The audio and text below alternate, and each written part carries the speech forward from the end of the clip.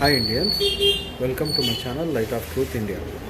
మొదటిగా నా ఛానల్ను సబ్స్క్రైబ్ చేసి నన్ను సపోర్ట్ చేసిన ప్రతి ఒక్కరికి నా హృదయపూర్వక ధన్యవాదాలండి. Thank you very much. నా ఫస్ట్ వీడియోలో నేను చాలా జాగ్రత్తగా ప్లాన్ చేశానండి.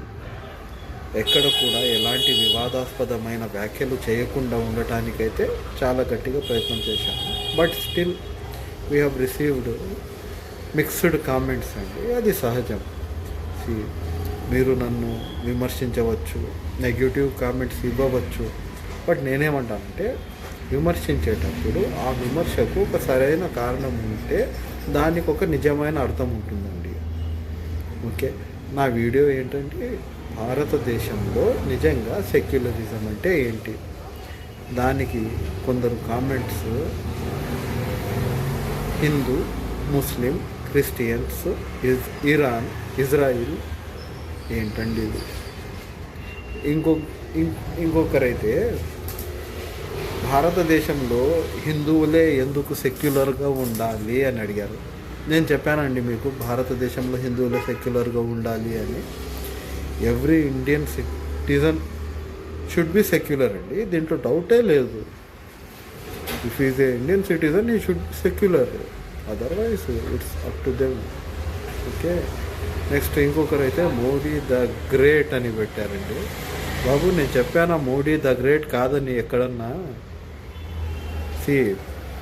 నేను చెప్తున్నాను మోడీ ఈజ్ గ్రేట్ అండి.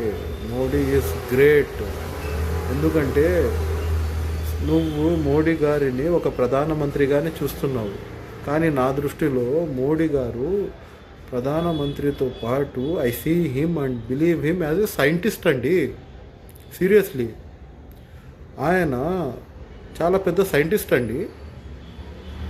ఉదాహరణకు, కాలువలో నుంచి గ్యాస్ను ఒక ట్యూబ్లో స్టోర్ చేసి ఎల్పిజి సహాయం లేకుండా ఉపయోగించడం మనకెవరైనా నేర్పించారంటే అది మోడీ గారే. గుర్తుపెట్టుకోండి, is a really very big scientist అండి. అది ఉపయోగించుకోవటం మీ చేత కాలేదు, దాన్ని ఎలా స్టోర్ చేసుకోవాలో మీ చేత కాలేదు. దానికి మోడీ గారు ఏం చేస్తారు? సో హీఈస్ ఆల్వేస్ గ్రేట్ అండి. అందుకే కదా ఈ మధ్య ఆయన పేరు పెద్ద పెద్ద పుస్తకాలలో, బుక్స్లలో, ఫైల్స్లలో వస్తుంది. సో థ్యాంక్ యూ అండి. నిజం తెలుసుకుందాం, నిజమే తెలుసుకుందాం, అవగాహన పెంచుకుందాం. See you in my next video. Jai Hind.